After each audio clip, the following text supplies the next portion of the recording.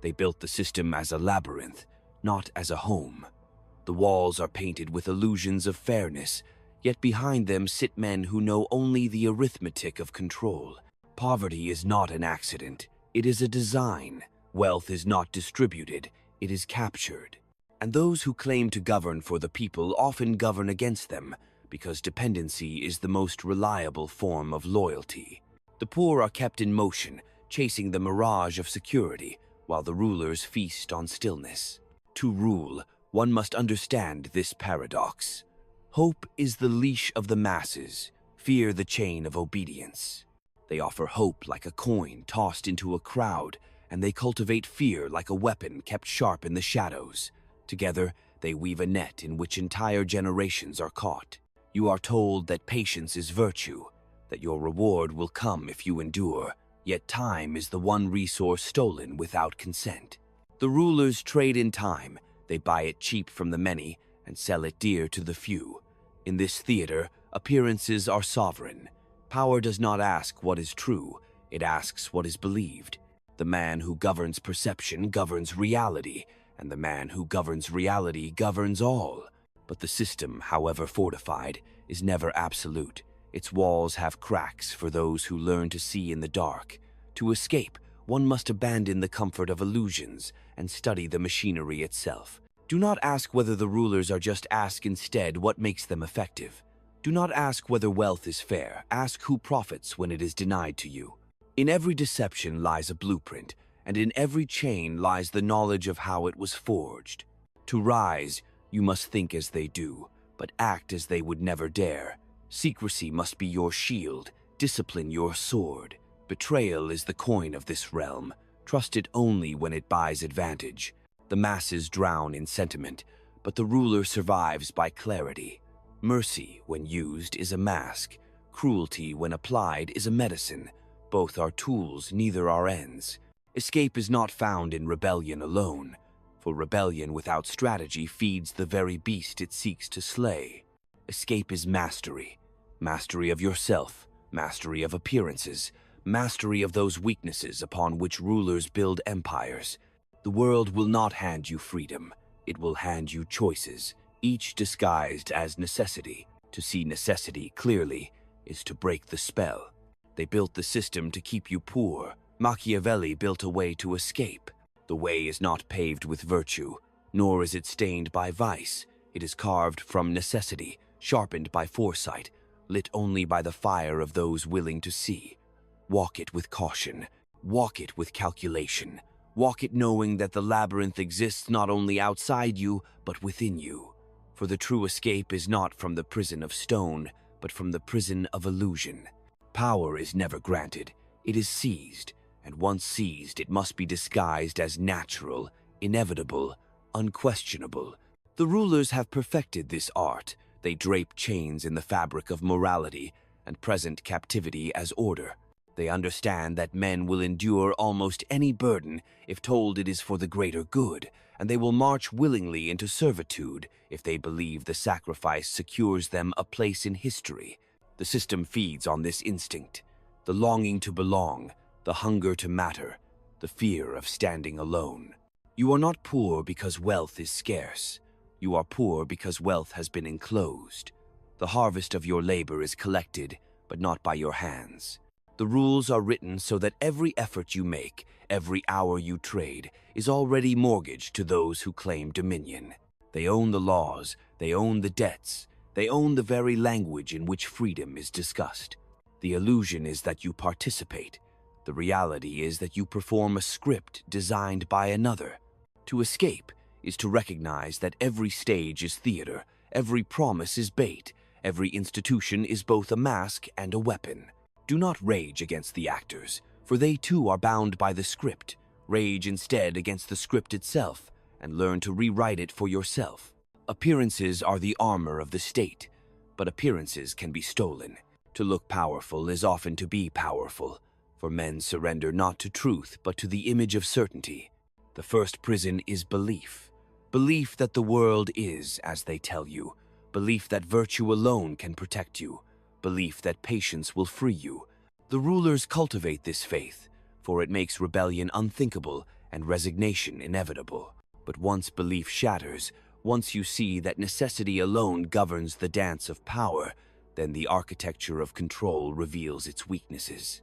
Chains rust, walls crumble, illusions collapse under the weight of reality. The path of escape does not lie in purity, for purity is a weakness, exploited by those who know the world is never pure. It lies in flexibility, in the ability to wear masks without becoming them, to strike when opportunity opens, to wait when the moment demands silence. Fortune favors no man permanently. It shifts like the sea. The wise ruler learns to build ships, not shrines. Those who cling to fairness will drown in bitterness. Those who cling to resentment will waste their strength on shadows.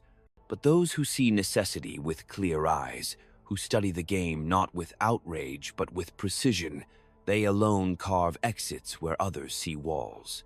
They built the system to keep you poor, to keep you dependent, to keep you obedient. But they cannot close every door, they cannot guard every passage, and they cannot silence the will of one who learns to rule himself first. Escape is not a gift, it is conquest, and conquest begins within. The rulers understand that fear is more reliable than love, yet they never discard love entirely, for it sweetens the poison. They allow just enough hope to keep the crowd from despair, just enough reward to convince the obedient that loyalty pays. This is not kindness, it is calculation. They know that men crave recognition more than bread, and so they feed the hunger of vanity while tightening the grip of control. The spectacle is their true weapon, the endless theater where strength is paraded, where wealth is flaunted, where victories are staged. In this theater, perception is law, and the man who refuses to play is already defeated. To move against such a system, one must first see the stage lights for what they are. Applause is a distraction, scandal a diversion, morality a curtain concealing the machinery. Power does not rest in the hands most visible. It belongs to the hands that pull the strings from the shadows. The system thrives not on force alone, but on consent, disguised as choice. The ballot, the contract, the oath, each is offered as freedom, but serves as confirmation of obedience. You escape not by shouting against the actors, but by mastering the play. To walk unseen between the sets, to understand the script yet improvise when the moment arrives, this is the art of survival. Silence becomes a shield, patience a weapon sharper than any blade.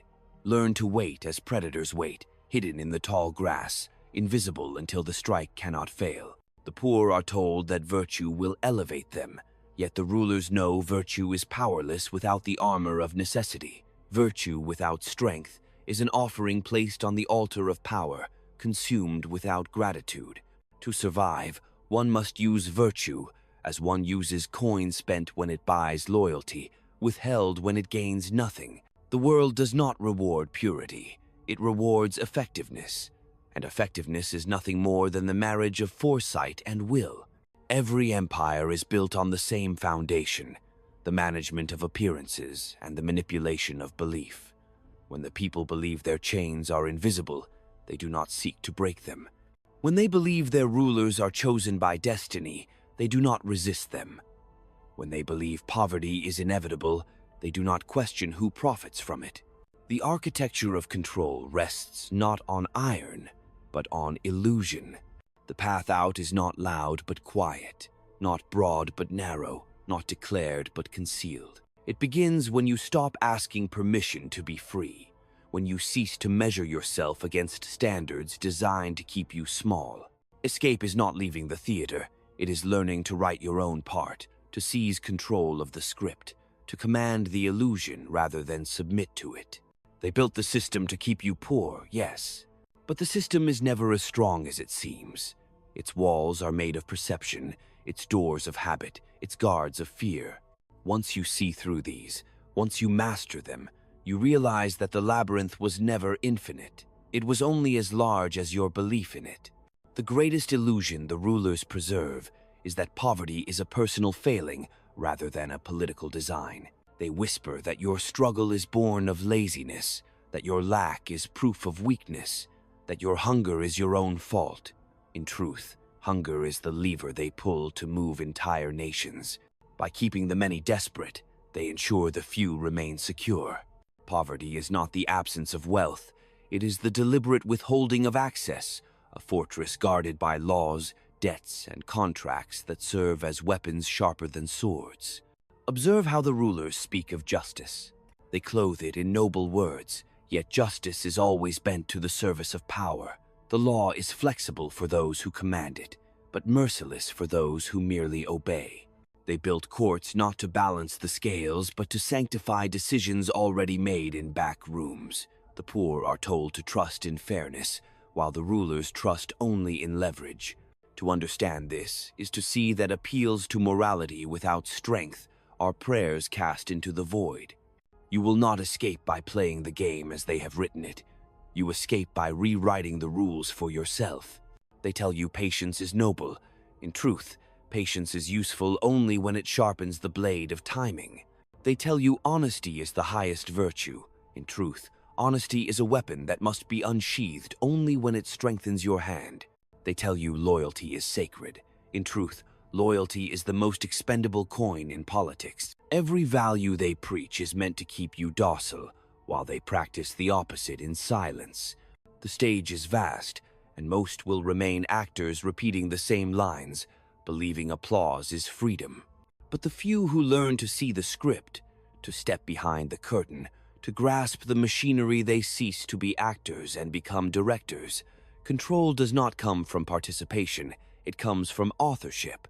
To command appearances, you must know when to be seen and when to vanish, when to speak, and when silence will plant the deepest fear. The system is designed to make escape unthinkable, to make rebellion appear irrational, to make resignation feel natural. Yet every empire that believed itself eternal was undone, not by force alone, but by vision, vision that pierced the illusion. To escape is to cultivate that vision within yourself, to sharpen your sight until you recognize opportunity where others see only walls. The system does not collapse from outrage. It collapses when the mask slips and men stop believing in the theater. They built the system to keep you poor because poverty is the most reliable chain. But even chains are forged by hands, and what is made by hands can be broken by understanding. The rulers fear most not the loud rebel, but the quiet observer, the one who studies without speaking, who learns without revealing, who waits without rest. For such a man becomes unreadable, and the unreadable cannot be controlled. Thus the path is not to resist in anger, but to detach with clarity, to study the labyrinth without despair, to master yourself before you attempt to master others. For the man who rules himself cannot be ruled, and the one who sees through illusion cannot be trapped by it. This is the first step of escape, not to flee, but to perceive. The rulers survive because they know most men prefer comfort to truth. They understand that illusion is easier to digest than reality, and that the majority will choose a familiar lie over a dangerous fact. Bread and spectacle have always been the currency of control. As long as men are fed and entertained, they seldom ask who decides the measure of their hunger or the content of their distraction. This is why the system endures not through brute force alone, but through the willing blindness of those who fear to see. To pierce this blindness requires more than anger. Anger is predictable, and what is predictable can be controlled. They provoke outrage to keep you occupied, to keep you fighting shadows, while the real machinery operates unseen. Outrage is a spark that burns quickly and fades. Clarity is a flame that endures. The rulers fear clarity more than rebellion, for rebellion can be crushed with soldiers, but clarity spreads quietly, reshaping perception, dismantling the illusions upon which their power rests. The poor are not only denied wealth, they are denied perspective. Their lives are filled with noise, their time consumed by labor, their attention scattered by distraction. A man exhausted by survival cannot study his condition. A woman burdened by necessity cannot plot her escape. This is the true genius of the system, to occupy the body so fully that the mind never has the strength to awaken. Poverty is not just an economic state, it is a fog imposed upon perception. To escape, you must first recover your sight. You must see labor not as destiny but as transaction, laws not as justice but as instruments, leaders not as saviors but as actors performing necessity. Once you see this, loyalty becomes optional, obedience becomes conditional, and dependence becomes intolerable. The rulers lose their grip not when you hate them, but when you no longer need them. Independence is the truest heresy against their design. Yet independence is not granted, it is constructed. Piece by piece, decision by decision, you withdraw from the theater and build a stage of your own. You learn the language of influence so that words become weapons. You learn the patterns of ambition so that rivals become maps of warning. You learn to walk among illusions without mistaking them for reality. In time, you become unreadable, a figure neither enslaved nor entirely visible, a shadow that moves with purpose. They built the system to keep you poor, but the poverty they fear most is not of coin, it is poverty of spirit. For once a man ceases to believe in their theater, once he no longer kneels before appearances, once he strips power of its costume and sees it as necessity naked and unadorned, then he is beyond their grasp. The system can chain his body, but it cannot bind his sight, and a man who sees clearly is already halfway to freedom. Freedom is not born in rebellion alone, but in mastery of perception. The rulers know that to command men is to command the stories men believe. Nations are not held together by iron, but by imagination, by the collective myths that bind loyalty, justify sacrifice, and disguise exploitation as duty. If you wish to escape, you must first unlearn the myths they have sown into your blood. Question not only the promises of leaders, but also the traditions that dull your will. For tradition is the most elegant prison. It convinces you that the chains you wear are heritage. Look carefully, and you will see how the system hides its true face. Poverty is framed as misfortune, obedience as virtue, and sacrifice as honor. The poor are told they are noble in struggle, while the rulers enjoy the luxury of ease. They invent rituals of loyalty to distract from the reality of dependence. They sanctify authority with symbols so that men bow to crowns and flags as if to gods, never asking who profits when devotion blinds them. But every mask has cracks. Watch closely, and you will notice the fear beneath their confidence. The rulers fear exposure more than revolt. Revolt they can crush. Exposure dissolves their foundation. For once the people see that power is not divine but constructed, not eternal but fragile, not moral but necessary, the spell weakens. Power thrives on belief, and when belief falters, even empires collapse overnight. Do not mistake compassion for a shield. Compassion without strategy is weakness. Mercy in the hands of a ruler is a calculated act. It buys time, buys loyalty, buys silence. In your hands, compassion must serve as a tool, never as a master. The rulers understand this, which is why they appear merciful only when cruelty has already secured their throne. To escape their system, you must practice the same cold clarity. Give where giving strengthens you, withhold where it does not. Survival demands a theater of your own. You must learn when to appear humble and when to appear strong, when to bend and when to strike, when to fade into silence and when to speak so that your words echo. Appearances are not decoration, they are weapons. The man who controls his image controls the battlefield long before the first blow is struck. This is why rulers cloak their greed in piety and their ambition in service. They know men surrender more easily to appearances than to force. They built the system to keep you poor, yet they could not build it without your participation. Each oath you take, each coin you spend, each belief you accept, tightens their net. But what is woven can be unwoven. The first act of escape is withdrawal of belief. Refuse to see the system as natural. Refuse to see rulers as inevitable. Refuse to see chains as permanent. The moment you withdraw your consent to illusion, you step outside their theater. And from outside, the stage looks small, the actors unconvincing, the power less than it claimed. The system endures only as long as you accept the script they hand you.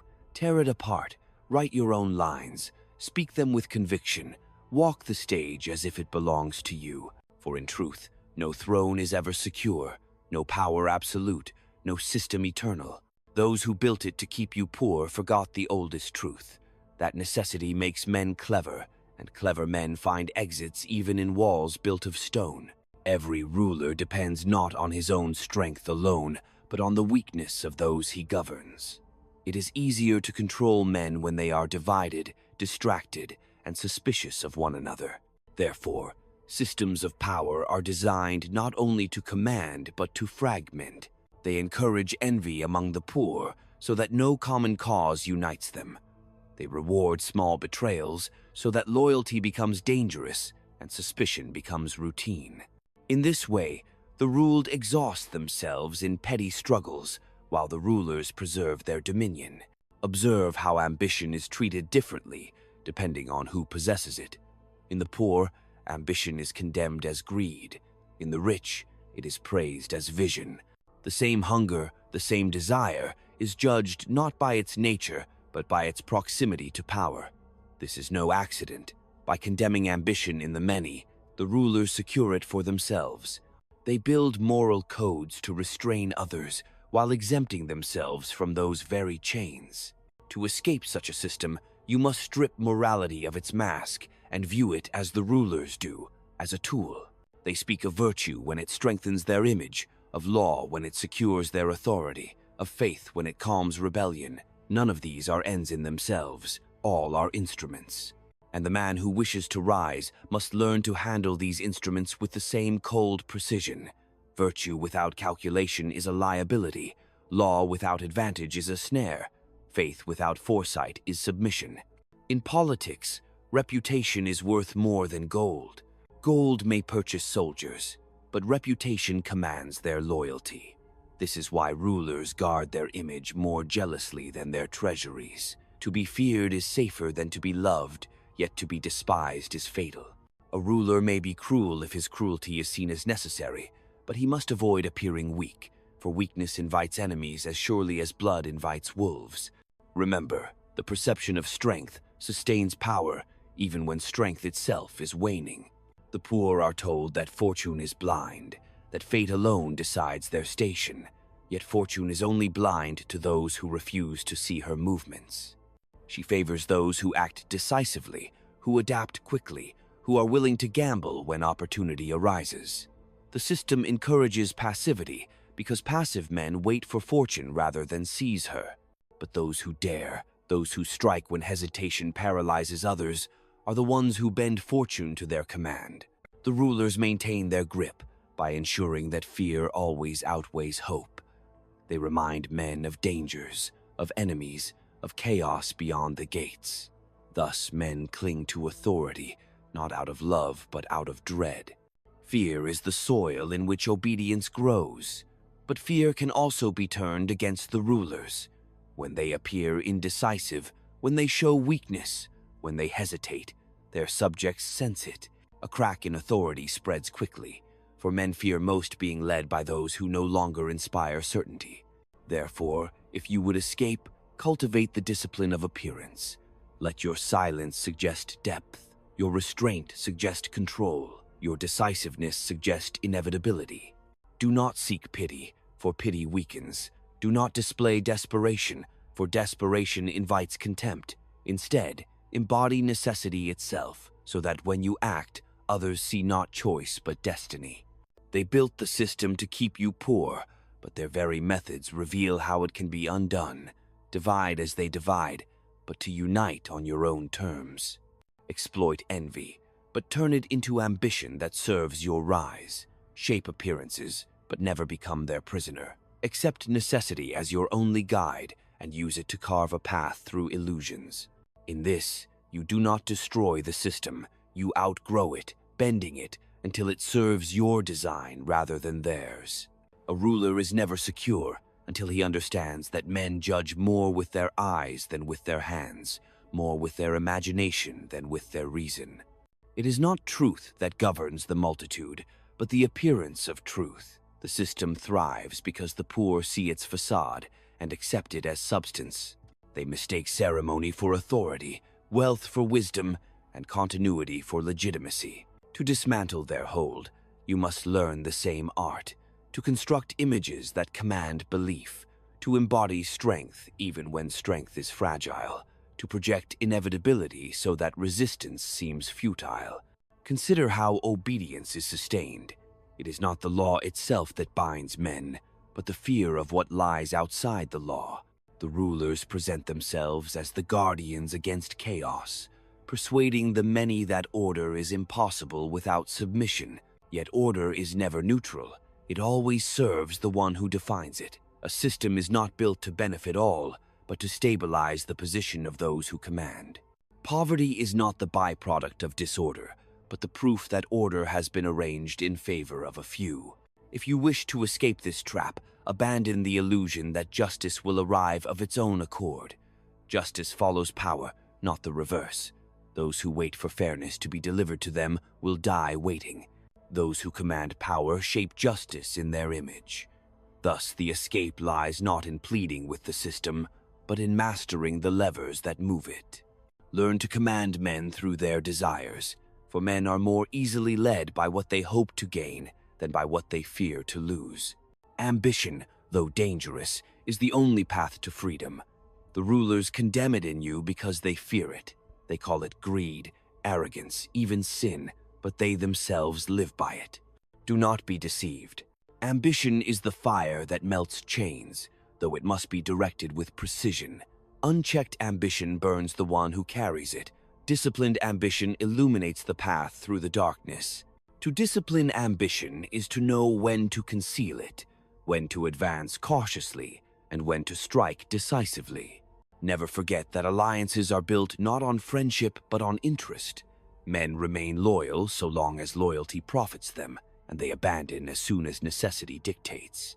The system teaches you to trust promises, but the wise ruler trusts only results. Therefore, when you bind others to you, bind them by what they gain in your success, not by oaths or sentiment. Betrayal is inevitable where self-interest is absent. It is preventable only when self-interest is secured. The poor are kept poor not by lack of strength, but by lack of strategy. They are taught to measure virtue in endurance, to believe that patience is noble, that sacrifice will one day be rewarded. These are useful lies, for they keep the multitude passive. But patience without calculation is nothing more than surrender, and sacrifice without gain is waste. To escape is to invert these lessons. Be patient only when it increases your advantage, and sacrifice only when it buys power greater than what is lost. The system survives by convincing you that it cannot be altered, yet history proves otherwise. No state, no order, no empire has endured forever. Each has fallen not because the rulers were ignorant, but because they forgot that power must be renewed daily, through action, through fear, through necessity. When rulers become complacent, when they trust too deeply in loyalty, when they grow blind to the cracks in their design, then the system itself betrays them. You escape not by hoping for collapse, but by preparing for the moment when collapse inevitably arrives. The man who waits with foresight, who has sharpened his tools and studied the field, will seize what others lose in panic. Thus, fortune favors not the strong alone, but the prepared. And preparation is the one form of wealth the rulers cannot confiscate. Power does not vanish when a ruler falls, it merely shifts hands. The system itself is a current, flowing endlessly, carrying with it the ambitions of the next opportunist, the next strategist, the next man willing to use necessity as his compass. Those who remain poor are those who never learn to swim in this current. They cling to morality as if it were a raft, yet morality without force is swept aside. They cling to hope as if it were a sail, yet hope without direction leaves them adrift. To master the current, one must learn to read its flow and cut through it with precision. Observe how rulers control time. They occupy the present with distractions and bind the future with debt. In doing so, they make men slaves of both memory and anticipation. The poor dwell on what was lost, or wait endlessly for what might be given. This is the essence of their captivity. But the ruler lives only in the present moment, for it is in the present that decisions are made and outcomes shaped. The one who commands the present commands both past and future, because memory can be rewritten and the future can be promised. Do not imagine that cruelty is foreign to power. Cruelty, when measured and timely, can stabilize more effectively than kindness. Yet cruelty that lingers, cruelty that is scattered without reason, breeds hatred that no fear can contain. To use cruelty well is to strike once and decisively, so that the memory of it endures, while the act itself need not be repeated. To use mercy well is to apply it strategically, granting favors when they will bind loyalty, withholding them when they would weaken control. The rulers know the masses cannot distinguish necessity from choice. If they raise taxes, it is declared unavoidable. If they wage war, it is called inevitable. By presenting all decisions as compelled, they shield themselves from blame. Learn from this. When you act, frame it as necessity, not preference. Men forgive cruelty when they believe it was required, but they resent even generosity when they believe it was arbitrary. To rule perception is to govern judgment. Escape, then, is not an act of rebellion, but of transformation. It is not to stand outside the system in defiance, but to stand within it, with eyes unclouded. Most men obey because they cannot imagine another posture. The few who escape are those who realize that obedience is not natural but taught, and that it can be untaught. To untangle yourself from the net, you must learn to think as the rulers think, to see the stage as they see it, to wield the tools they wield without becoming their prisoner. Every empire rests on fear, but fear itself is fragile. When men see the ruler hesitate, when they glimpse uncertainty where certainty once stood, their obedience falters.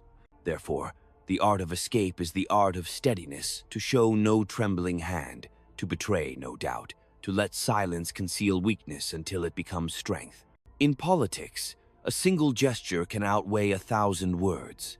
A steady gaze, a decisive act, a refusal to explain these command more than sermons or promises. They built the system to keep you poor by convincing you that power is distant, unreachable, reserved for others. But power is not distant. It is present in every interaction, every exchange, every decision you delay or seize. The rulers are not gods. They are men who understood this truth sooner than the rest. To escape is not to destroy them, but to learn from them, to master the same instruments they wield, and to turn those instruments toward your own ascent. In this lies the true inheritance of necessity, that the same architecture which imprisons can, with clarity and discipline, be repurposed to liberate. And those who once bowed will in time bow to you, not because justice demands it, but because necessity leaves them no choice. Men believe the system is unshakable because they mistake longevity for permanence. They see institutions older than themselves and imagine them immortal. Yet every state is mortal, every order fragile, every empire subject to decay. What preserves a system is not its age, but the vigilance of those who maintain it. When that vigilance falters, when corruption grows comfortable, when rulers forget that fear and necessity must be renewed, the structure begins to rot from within. Collapse is never sudden.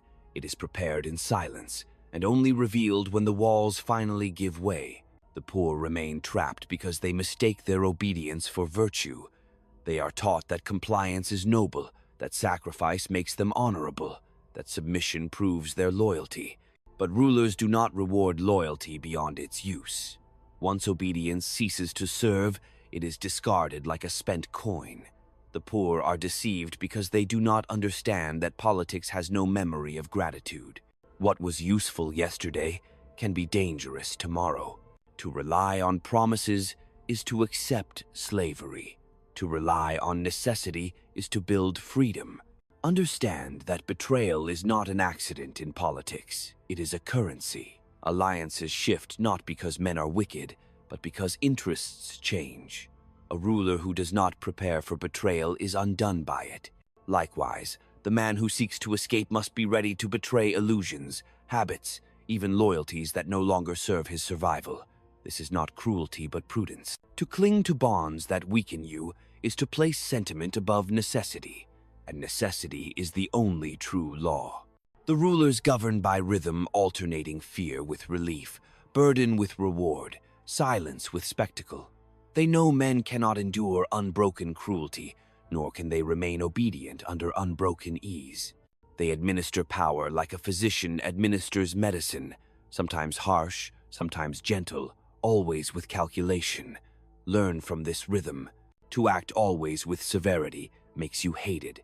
To act always with generosity makes you despised as weak. Strength lies in balance, and wisdom lies in knowing when to tilt it. Escape is not the rejection of power, but its mastery. If you despise power, you will forever serve those who do not. If you idealize virtue, you will forever be prey to those who wield necessity. To step beyond poverty is not to live outside the system, but to bend it to your advantage. Every law has loopholes, every institution blind spots, every ruler vulnerabilities. The poor do not see them because they look for fairness. The strategist sees them because he looks for advantage. To rise, you must cultivate foresight. Do not wait for fortune to favor you. Prepare so that when she shifts, you are ready to seize her by the hair. Fortune is a woman, unpredictable and violent, and she yields only to those who strike decisively. The system tells you to wait, to be patient, to endure. This is their greatest deception. Waiting without preparation is surrender. Endurance without calculation is death. The wise man endures only to sharpen his moment, and waits only to strike with precision. They built the system to keep you poor by convincing you that you have no agency, that you are but a subject of laws, fate, and rulers greater than yourself. But laws are written by men, fate bends to those who dare, and rulers are no more than men who dared first. If you strip away illusion, if you train yourself in necessity, if you cultivate discipline sharper than sentiment, then you will see the system not as a prison but as a weapon, one you can wield if you have the courage to command it. The rulers conceal one truth above all, that power is never truly theirs. It is only borrowed from the obedience of others. They dress this obedience in ritual, in law, in spectacle, so that it appears voluntary, natural, ordained, yet remove belief, and the edifice trembles. Remove obedience, and the throne is nothing but wood. This is why they invest so deeply in appearances. They cannot allow the crowd to glimpse how fragile their command truly is, for fragility invites daring, and daring is the beginning of revolt. Men are governed less by reason than by necessity. Hunger bends their will, fear shapes their loyalty, hope guides their choices. The system ensures that hunger, fear, and hope are always managed, not destroyed, but balanced, so that men remain dependent. Too much hunger, and they rise in desperation. Too little, and they grow idle and difficult to command. Too much fear, and they resist. Too little, and they forget who rules them. Too much hope, and they dream of freedom. Too little, and they fall into despair. To rule is to calibrate this balance with precision, and the rulers have mastered this art. But to escape, you must learn to break that balance within yourself. Hunger must not enslave you. Fear must not paralyze you. Hope must not blind you. This is what separates the ruler from the ruled. Not wealth, not birth, not even strength, but mastery over the instincts that make other men predictable. When you cease to be predictable, you cease to be controlled. The rulers cannot bind what they cannot anticipate. It is not enough to see through illusions. You must learn to wield them. Men demand to be deceived, for deception comforts them more than truth. They do not want reality, they want reassurance. This is why rulers flourish, not because they are loved, but because they provide stories that soothe fear. If you would escape, you must either live immune to stories or craft stories of your own. The one who shapes belief shapes destiny. Do not imagine that escape will make you virtuous. Virtue is a mask, and like all masks, it is valuable only when worn strategically. If you are merciful, be so with intent. If you are just, let it serve your stability. If you are honest, let it disarm suspicion. The poor are poor because they practice virtue without strategy. while the rulers thrive because they practice vice without shame. But the one who transcends both understands that neither virtue nor vice matters, only necessity. The system endures because men surrender before they contest. They tell themselves it is impossible to rise, and thus it becomes true. They convince themselves that the rulers are untouchable, and thus they remain untouchable. Yet history belongs not to the resigned, but to the audacious. Every palace has been stormed, every dynasty broken, every empire dissolved. What makes them fall is not divine justice, but human cunning. The daring of one man at the right moment outweighs the resignation of thousands. They built the system to keep you poor, but in building it, they revealed its blueprint. Its strength lies in appearances, in fear, in belief. Its weakness lies in the same. Appearances can be stolen, fear can be redirected, belief can be withdrawn. The escape is not outside the system, but within it, in mastering the very levers by which it operates. And once you learn to pull those levers yourself, you no longer walk in chains, you walk with the keys. Power is never gentle in its essence. It only pretends gentleness to make obedience palatable. The rulers polish their cruelty with words, disguising conquest as protection, taxation as duty, surveillance as security. In this way, men accept their own subjugation as though it were a gift. But cruelty does not cease because it wears fine clothes. It remains cruelty, sharpened by the disguise of virtue. To see through this is to strip power of its mask and recognize that every promise made to the weak is a promise written in sand. The system is built on cycles of trust and betrayal. Leaders rise by gaining trust, and they remain by betraying it at the moment it threatens their position. Trust is cultivated only long enough to secure loyalty. Betrayal is executed only when it strengthens control. This is the rhythm of politics, and those who fail to understand it are crushed by it. The poor, taught to see loyalty as sacred, cannot fathom betrayal as a necessity, and so they are betrayed endlessly, surprised each time, wounded each time, never learning that betrayal is not the exception but the rule. If you wish to escape, you must make betrayal your servant, not your master. Expect it, prepare for it, even use it. Bind men by their needs, not their promises. When necessity forces them to remain, their loyalty is assured. When sentiment alone binds them, they are already halfway to abandoning you. To rule others is to make their self-interest indistinguishable from loyalty to you. To rule yourself is to betray your own illusions before they betray you. The rulers understand the power of scarcity. They ration opportunity, ration resources, ration even the illusion of advancement.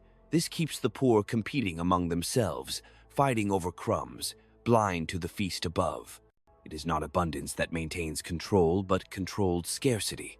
Too much prosperity breeds independence. Too much deprivation breeds revolt. Scarcity keeps men striving, keeps them obedient, keeps them hoping. To escape, you must create your own abundance, not from what is given, but from what is taken, forged, or seized. Appearances are the fortress of every ruler. He may lack true strength, but if he seems strong, he is obeyed. He may falter, but if he conceals it, he remains feared. This is why rulers are obsessed with ceremony, with spectacle, with symbols that project stability. The crown, the flag, the office, these are not ornaments but weapons.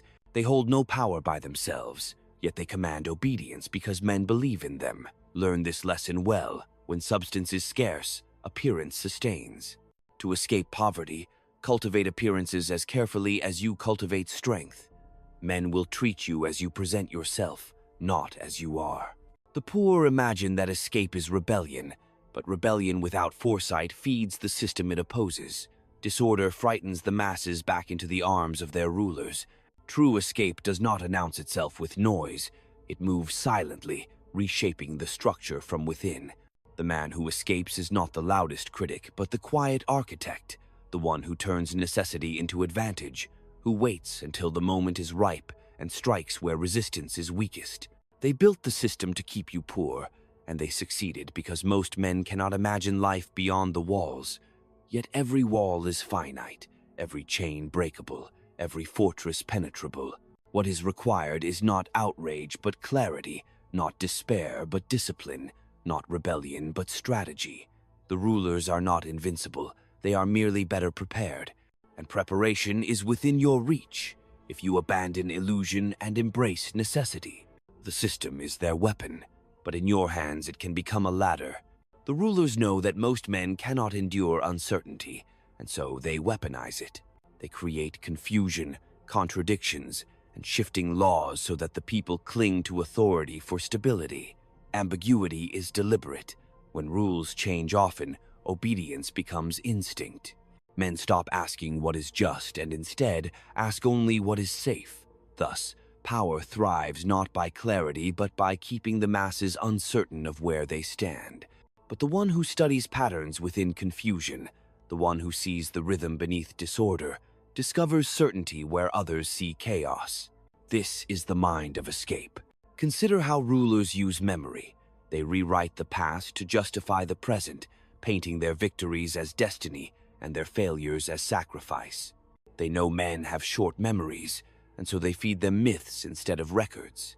In this way, history becomes a servant of power, not a mirror of truth. The poor accept these myths because to challenge them would mean confronting their own complicity. But the man who escapes trains himself to remember without illusion, to hold the past as a ledger of mistakes and lessons. He does not honor history, he uses it. The system survives by training you to surrender your judgment. From childhood, you are taught who to revere, what to fear, and when to remain silent. The rulers shape not only institutions but instincts. They mold obedience into habit, so that by the time a man is grown, he mistakes submission for choice. This is why escape is rare. It requires unlearning, a deliberate breaking of habits, a tearing away of comforts that most cannot endure. To escape is to govern yourself, and most men would rather be governed badly than govern themselves at all. Power depends on timing as much as force. A ruler who strikes too soon is reckless. One who waits too long is weak. The same is true for those who seek freedom. Impatience destroys opportunities before they ripen, while hesitation lets them wither. The man who would escape must study the seasons of power, knowing when to retreat, when to prepare, when to act. Fortune rewards decisiveness, but only when the ground has been prepared. Thus, the discipline of waiting is as valuable as the courage of striking. The rulers cultivate division among the ruled because division prevents unity. They stir quarrels over identity, wealth, and belief, knowing that divided men cannot coordinate against authority. Each faction believes it is fighting for truth, when in fact, it is serving as a distraction. The poor fight each other while the rulers consolidate wealth. Escape requires refusing to fight the battles designed by others.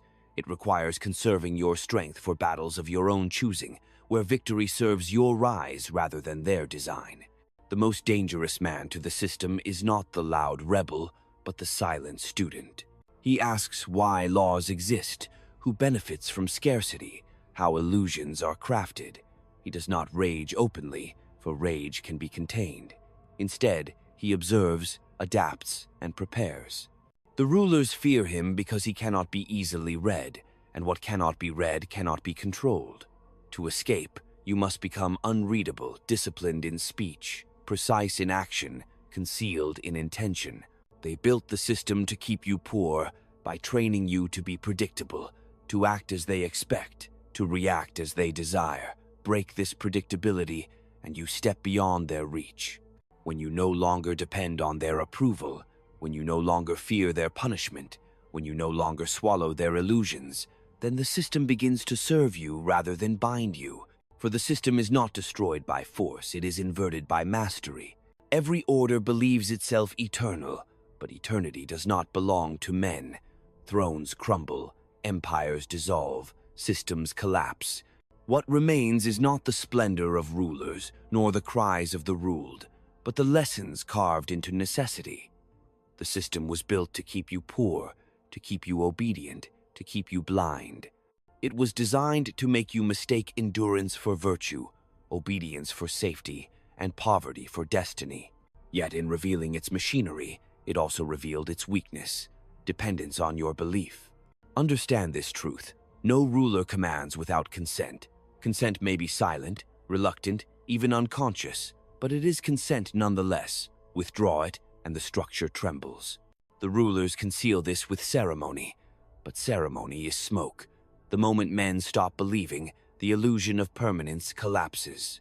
Thus, the path to escape is not to shout louder than the crowd, but to step beyond it, to see necessity with your own eyes, and to act with discipline where others only react. Do not expect justice to free you. Justice follows power. Do not expect virtue to protect you. Virtue without strength is exploited. Do not expect fortune to favor you. Fortune bends to those who seize her. The poor remain chained because they wait for gifts that never come, while the few who rise take without waiting. Escape is not a miracle but a strategy, not a gift but a conquest. The man who governs himself cannot be ruled. He measures his hunger, disciplines his fear, tempers his hope. He wears masks without becoming them, speaks when silence would weaken him, and remains silent when words would betray him. He does not curse betrayal, for he expects it. He does not despise cruelty, for he knows it serves when measured. He does not worship freedom as an ideal, but builds it as a fortress within and around himself. They built the system to keep you poor. Machiavelli built a way to escape. That way is not paved with comfort, but with clarity. It demands that you look upon power without flinching, that you strip away illusions without regret, that you act not as you wish the world to be, but as the world is. The exit is narrow, but it exists. And once you pass through it, you will see what the rulers have always known, that power is not divine, not eternal, not reserved. It belongs to the one who dares to seize it.